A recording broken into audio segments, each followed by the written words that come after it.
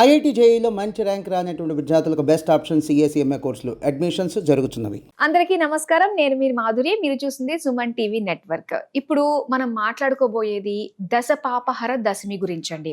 దశపాపహర దశమి పేరులోనే మనకి కనిపిస్తుంది, తెలుస్తుంది కదా, 10 పాపాలను హరించే ఒక రోజు అదే దశమి అని చెప్పి. మరి ఇలాంటి పుణ్య తిథి రోజున మనం ఏం చేయాలి, ఎలాంటి పనులు చేసుకోవడం వల్ల నిజంగా మనకి పాపాలు అన్నీ కూడా హరించిపోతాయి, ఇలాంటి ఆసక్తికరమైన విషయాలు మనకి తెలియజేయడానికి మనతో పాటు ఉన్నారు ప్రముఖ జ్యోతిష్య వాస్తు పండితులు బ్రహ్మశ్రీ శ్రీ నందిబట్ల శ్రీహరి శర్మ గురువు గారు. నమస్కారం గురువు గారు. వాగర్థావివ సంపృక్తౌ వాగర్థ ప్రతిపత్తయే జగతః పితరౌ వందే పార్వతీ పరమేశ్వరౌ ఆదిత్యాయ చ సోమాయ మంగళాయ బుధాయ చ గురు శుక్ర శనిభ్యశ్చ రాహవే కేతవే నమః.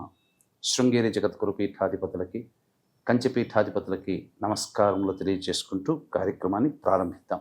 గురువుగారు, దశపాపహర దశమి పేరులోనే అర్థమవుతుందండి, దశ పాపాలని హరించే దశమి అని చెప్పి. అసలు ఈ రోజు యొక్క విశిష్టత ఏంటంటారు గురువుగారు? మనకున్నటువంటి చెప్పుకోదగ్గ పండుగలలో దశమితో ఉండేటువంటి పండుగలు సంవత్సరం మొత్తంలో రెండమ్మా. అంటే మొదటి రోజున ప్రారంభించి, పాడ్యమి రోజున ప్రారంభించి దశమి వరకు పండుగగా చేసుకునేటువంటిది అందరికీ తెలిసిందే దసరా నవరాత్రులు, విజయదశమి అని చెప్పి మనం చెప్పుకుంటాం. కానీ అందరికీ తెలియనటువంటిది, కొద్దిమందికే తెలిసినటువంటిది దశపాపహర దశమి అని చెప్పి ఈ జ్యేష్ఠ మాసంలో వస్తుంది. ఈ జ్యేష్ఠ మాసంలో పాడ్యమి నుంచి మొదలుకొని దశమి తిథి వరకు కూడా కాశీలోని దశాశ్వమేధ ఘాట్లో స్నానం ఆచరించి ఆ దశాశ్వమేధ ఘాట్లో ఉన్నటువంటి శివలింగాన్ని గనక దర్శనం చేసుకుంటే, ఏ రోజుకు ఆ రోజు దర్శనం చేసుకుంటే మనకు లింగ పురాణం ప్రకారము, శివపురాణం ప్రకారం చెప్పబడినటువంటిది గత 10 జన్మలలో ఉన్నటువంటి దోషాలు తొలగిపోతాయి. ఓకే. దశమి రోజున పూర్తిగా చూసుకుంటే ఈ జన్మలలో అంటే దశపాపాలు అంటే మనం చెప్పుకుందామమ్మా, వాక్కు చేత 3, శరీరము చేత 3, మనస్సు చేత 4, ఈ మొత్తము కలిపి 10 రకాలైనటువంటి దోషాలు మనం నిత్యం జరుగుతూనే ఉంటాయి మన శరీరంలో. అటువంటివన్నీ కూడాను తొలగిపోతాయి అని దాని అర్థం. కాబట్టి మనకు చెప్పబడిందంటే ఖచ్చితంగా దశాశ్వమేధ ఘాట్లోనే ఆ స్నానం ఆచరించి ఆ స్వామిని, అక్కడ దశాశ్వమేధ ఘాట్లో వెలిసినటువంటి ఈ శివుని గనక దర్శనం చేసుకుంటే అశ్వమేధ యాగం చేసిన పుణ్య ఫలితం మన ఖాతాలో పడుతుంది. ఒక అశ్వమేధ యాగం చేయాలంటే ఎంత కష్టమో మన చరిత్రలో గనక చూస్తే తెలుస్తుంది. దశరథుల వారు 10 అశ్వమేధ యాగాలు చేసినటువంటి స్థలమే ఆ ప్రదేశం. అందుకే దశ అశ్వమేధ యాగములు అని కూడా మనకు చెప్పబడి ఉన్నట్టుంది. అందుకే దశాశ్వమేధ యాగ ఘాట్ అని అంటారు. బ్రహ్మ కూడా 10 అశ్వమేధ యాగాలు పూర్తి చేశారని అక్కడ చెప్తుంటారు, అదే ప్రదేశంలో. అందుకనే అక్కడ స్నానం ఆచరించి అక్కడ కొలువైనటువంటి ఈశ్వరుని దర్శనం చేసుకుంటే చాలా విశేషమైనటువంటి ఫలితము, 10 రకాలైనటువంటి దోషములు తొలగిపోతాయి. అశ్వమేధ యాగ ఫలితాన్ని మన ఖాతాలోకి వేయడం జరుగుతుంది. ఇంకా ప్రధానంగా చూసుకున్నట్లయితే ఈ దశాశ్వమేధ సంబంధించినటువంటి దశపాపహర దశమి జ్యేష్ఠ శుద్ధ దశమి గంగా అవతరించినటువంటి రోజుగా చెప్పబడి ఉంది. అంటే భగీరథుడు గంగని తీసుకొచ్చిన రోజు ఈ భూమి మీద ప్రదేశంలో అంటే మనకు ఈ వైశాఖ మాసము సప్తమి రోజున గంగా అవతరణంగా మనకు చెప్పబడి ఉన్నప్పటికీ కూడా మనకు ప్రధానంగా వాల్మీకి రామాయణంలో ఈ జ్యేష్ఠ శుద్ధ దశమిని గంగా అవతరించినటువంటి రోజుగా చెప్పబడింది. అంటే మనకు ఈశ్వరుడికి 2 భార్యలు అని చెప్పి మనకు లోకంలో నానుడి, పార్వతీ అమ్మవారు, గంగా. అంటే విష్ణు యొక్క పాదముల నుంచి ఉద్భవించినటువంటిది, ఎక్కడో విష్ణు లోకంలో వైకుంఠంలో ఉద్భవించినటువంటి గంగ ఆ వస్తున్నటువంటి ప్రవాహ వేగాన్ని భరించే శక్తి భూమికి లేదు. భూమి మీద పడింది అనుకోండి, భూమి అతలాకుతలమైపోతుంది. అంతటి శక్తిని నన్ను భరించేవాడు ఎవడైనా ఉన్నాడా, ఉంటే చెప్పు, అప్పుడు నేను కిందికి భూమి మీదకి వస్తాను అని చెప్పి భగీరథుడిని అడుగుతుంది. అడిగితే ఎవరూ కానరాక భగీరథుడు పరమేశ్వరుని కోసం తపస్సు చేస్తే పరమేశ్వరుని తన జటాజూటంలో అమ్మవారిని బంధించి ఒక జట గుండా ఈ గంగని మనకు పంపించడం జరిగింది. అంటే విష్ణు పాదాన్ని నుంచి ఉద్భవించి శివుని జటాజూటంలో ఉండి అక్కడ నుంచి బ్రహ్మమానస సరోవరంలో గుండా ఉండి మనకు గంగా ముఖం అని చెప్పి గంగా ఉంటుంది, యమునోత్రి గంగోత్రి, అక్కడ గంగ ఉద్భవించినటువంటి ప్రదేశం నుంచి ప్రవహిస్తూ హరిద్వార్ గుండా ఇలా ప్రవహిస్తూ కాశీ దగ్గరికి వచ్చేసరికి పరమేశ్వరుణ్ణి స్పృశించడం కోసమై అమ్మవారు ఉత్తరవాహినిగా తన ప్రవాహాన్ని మార్చుకొని ఈ విధంగా కాశీలోకి వచ్చింది. భూమి మీద అవతరించినటువంటి రోజుగా చెప్పబడినటువంటిది ఈ యొక్క దశమి. భరించేవాడే భర్త కాబట్టి ఆ రోజు నుంచి భర్తగా లోకంలో నానుడు అయిపోయింది, గంగకి భర్తగా పరమేశ్వరుడు. అవునండి. కానీ గురువుగారు మీరు అన్నారు కదా, దశాశ్వమేధ ఘాట్లో కనుక మనం స్నానం ఆచరించి శివుని దర్శించుకున్నట్లయితే దశ పాపాలు పోతాయని. కానీ కొంతమందికి మాత్రమే అవైలబిలిటీ ఉంటుంది, మిగతా ప్రదేశాల్లో కొంత లక్షల మంది ఉన్నాం కదా, మరి వీళ్ళందరూ కూడా పాపాలు తొలగించుకోవాలంటే ఏంటి మార్గం అంటారు? అంటే మీరు అన్నది కూడా వాస్తవమేనమ్మా. ఎందుకంటే కాశీకి అనుకున్న ఫలంగా వెళ్ళాలంటే కాలభైరుని యొక్క ఆజ్ఞ ఉంటే తప్ప అక్కడికి అడుగు పెట్టలేం. కాబట్టి మహా అయితే ఎంతమంది, 1000 మంది లేదా 1,00,000 మంది స్నానం ఆచరిస్తారు. ఆ రోజున ఏంటంటే దశమి తిథి రోజున గంగనే కదా అన్నిటికంటే ప్రధానమైన దైవం, నీటి. కాబట్టి ఎక్కడ ఉన్న నదులలో స్నానం ఆచరిస్తే ఆ నదులలో గంగ తిష్ట వేస్తుంది.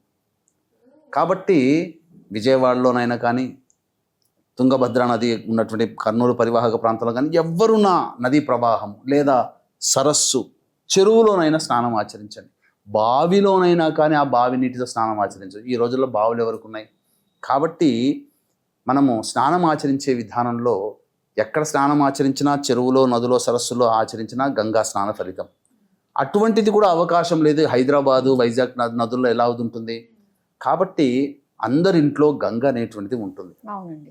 ఆ గంగ ఉంటుంది కాబట్టి ఆ గంగని స్నానం చేసే బకెట్లో వేసుకొని 10 చుక్కలు వేసేసి 10 చెంబులతో ఆ నీటిని శిరస్సుకు ధారగుండా మనస్సులో ఓం నమో భగవత్యై నారాయణ్యై నమశివాయై దశపాపహరాయై గంగాయై నమః అనుకుంటూ 11 సార్లు గనక స్నానం ఆచరిస్తే ఆ గంగలో స్నానం ఆచరించినట్టుగా ఫలితం. కాకపోతే ఇలా స్నానం ఆచరించేటప్పుడు చాలామంది చేయాల్సినటువంటిది ఏంటనంటే, ప్రధానంగా అందరికీ కాశీ ఒకసారి స్నానం చేసే ముందర కళ్ళు మూసుకొని ముందరగానే ఆ గంగా దశాశ్వమేధ ఘాటు, అందులో స్నానం ఆచరించే వాళ్ళు అవన్నీ కూడా చూడండి. ఒకసారి చూసినప్పుడు స్నానం ఆచరించే ముందుగానే మీరు కూడా గంగని స్మరించుకుంటూ మీ మనస్సు కూడా ఆ కాశీ గంగాలో ఉన్నటువంటి అక్కడ ఆ దశాశ్వమేధ ఘాటుగా అక్కడ మన మనస్సు చేరుకుంది, మనం చేరుకున్నాం.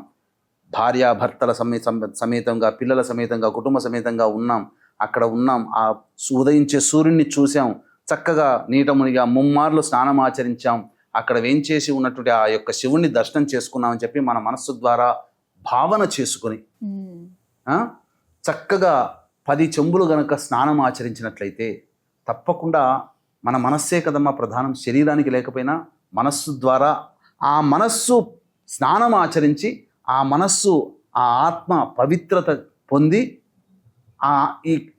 ఈ శరీరాన్ని అంటిపెట్టుకున్నటువంటి ఆత్మ అనుభవించాల్సినటువంటి కష్ట నష్టాలే ఈ శరీరం ద్వారా అనుభవిస్తుంది కదా. అవునండి. దెబ్బ తగిలితే అమ్మా అయ్యా అని అంటున్నామే అంటే ఆత్మకి అది మన శరీరానికి తగులుతుంది. ఆ బాధను అనుభవించేది ఆత్మ, కానీ ఇక్కడ మనం అనుభవిస్తున్నాం. కాబట్టి ఆ ఆత్మ ఏదైతే ఉందో గత జన్మలో చేసినటువంటి దోషాలన్నీ కూడా ఈ శరీరాన్ని, మీ శరీరమైనా నా శరీరాన్నైనా అంటిపెట్టుకున్నటువంటి ఆత్మకి ఆ దోషం తొలగిపోతుంది. ఆ ఆత్మ ఎప్పుడైతే పవిత్రత చెంది మళ్ళీ మన శరీరంలోకి ప్రవేశం చేస్తుందో అప్పుడు ఈ శరీరము కూడా దివ్యత్వాన్ని పొందుతుంది. అందుకనే ఆత్మ అనేటువంటిది పవిత్రతగా ఉండాలి, పవిత్రత చెందుతుంది. తద్వారా గత జన్మ కర్మదోషాలు తొలగిపోతే ఈ మనస్సుకి ఆలోచనలు రావు, శరీరానికి అవకాశం ఉండదు, మాట కూడా అందరినీ ప్రేమించడం జరుగుతుంది. ఇలా 10 రకాల దోషాలు తొలగిపోతాయి. తర్వాత మనకున్నటువంటి కోరిక ఏదైతే ఉంటుందో దానికి కూడా ఒక విధానం చెప్పబడి ఉంది, సంబంధించినటువంటి దశపాపహర దశమి. అలాగే ఈశ్వరుని ఏ విధంగా అర్చించాలో కూడా మనకు చెప్పబడి ఉంది. వీక్షించేటువంటి ప్రేక్షకులకి గమనిక, జ్యేష్ఠ పౌర్ణమి, దీన్ని మహాజ్యేష్ఠ పౌర్ణమి అని అంటారు. అంటే బుధవారము బుధుడికి సంబంధించింది, జ్యేష్ఠ నక్షత్రము అధిపతి బుధుడే. జ్యేష్ఠ మాసములో పౌర్ణమికి వస్తుంది, అది కూడా బుధునికి సంబంధించిన మాసం. దీనినే మహాజ్యేష్ఠ పౌర్ణమి అని అంటారు. ఈ సందర్భంగా జాతకరీత్యా కలుగు విద్య, వివాహ, ఉద్యోగ, దాంపత్య, అనారోగ్య సమస్యల నివారణకి మరియు శని ప్రభావం, గురువు, రాహు, కేతు మారారు కాబట్టి ఈ గ్రహాల దోష నివారణకై మీన, మేష, మిథున, కర్కాటక, సింహ, కన్య, వృశ్చిక, ధనుస్సు, కుంభ రాశులలో జన్మించిన వారికి శని దోష పరిహారార్థమై ఈ యొక్క సర్వదోష నివారణ పూజలు, హోమాలలో భాగంగా కార్యక్రమాలు, వివిధ రకాలైనటువంటి కార్యక్రమాలు జరిపించి శక్తిపాతము చేయబడినటువంటి శంకరుంగలి మాలని ఈ జూన్ 11వ తేదీన జరిపించడం జరుగుతుంది. కాబట్టి 9 గంటలకి ప్రారంభమవుతుంది కార్యక్రమం. ఉదయం 8 గంటల లోపలైనా కానీ ఈ కార్యక్రమంలో మీ గోత్రనామాలు నమోదు చేసుకోవచ్చు. ఇక 10 రకాలైనటువంటిగా విధంగా చెప్పుకున్నాం కదమ్మా. స్నానం ఆచరించిన తర్వాత ఒక 108 సార్లు తక్కువ కాకుండా ఓం నమో భగవత్యై దశపాపహరాయై నారాయణ్యై నమశివాయై గంగాయై నమః అనే నామాన్ని 108 సార్లు జపించి ఆవు నెయ్యి, నల్ల నువ్వులు, పేలపిండి, బెల్లము ఇవన్నీ కలిపి ఒక 10 ముద్దలు చేసుకోవాలి. చేసుకొని పారుతున్నటువంటి నీటిలో మీ యొక్క సంకల్పం నెరవేరాలి, మీ కోరిక నెరవేరాలని ఆ నీటిలో 10 సార్లు గంగని స్మరించుకుంటూ వదిలేయండి. నది ఉండదు, చెరువు ఉండదు, సముద్రం ఉండదు, బావి ఉండదు. అటువంటి వాళ్ళు ఒక బకెట్ నీళ్ళల్లో ఆ విధంగా ఉత్తరం వైపున ఫేస్ పెట్టి ఈ విధంగా మీ సంకల్పం నెరవేరని ఆ యొక్క 10 ముద్దలని ఆ బకెట్లో వేయండి. కరిగిపోతుంది. ఆ నీరు ఎవరి తొక్కని ప్రదేశంలో వేయవచ్చు. ఇక అవకాశం ఉంటే ఆ రోజు సాయంకాలం వరకు ఉపవాసం ఉంటే మంచిది, లేకపోతే భోజనం చేసినా పర్వాలేదు. సాయంకాలం ప్రదోషకాల సమయానికి 5 గంటలకల్లా మళ్ళీ స్నానాది కృత్యాదులు నెరవేర్చుకొని చక్కగా శివాలయానికి చేరుకొని ముందుగా నవగ్రహాల చుట్టూ శివాయ నమః అంటూ 27 ప్రదక్షిణలు చేసి, అవకాశం ఉంటే ప్రదోషకాలంలో చేసే అవకాశం గనక దొరికితే ఈశ్వరుడికి అభిషేకం మంచి శుద్ధమైనటువంటి జలముతోనే చేయాలి. గంగగా భావించి జలముతోనే అభిషేకం చేయాలి. తదనంతరం 10 రకాలైనటువంటి పుష్పాలతో ఈశ్వరుణ్ణి అర్చించాలి. దశపాప హర దశమి రోజున 10 రకాలైనటువంటి పుష్పాలతో ఈశ్వరుని అర్చిస్తే ఈశ్వరుడు ప్రసన్నత చెంది అనుకున్నటువంటి సంకల్పం నెరవేరుస్తాడు అని చెప్పవచ్చు. నిజంగా 10 రకాల పాపాలు తొలగిపోవడమే కాదు, మనం అనుకున్న కోరికలన్నీ కూడా నెరవేర్చే విధంగా ఒక చక్కటి మార్గాన్ని మా అందరికీ తెలియజేసినందుకు ధన్యవాదాలు గురుగారు. సర్వం శ్రీ ఉమామహేశ్వర పరబ్రహ్మార్పణమస్తు.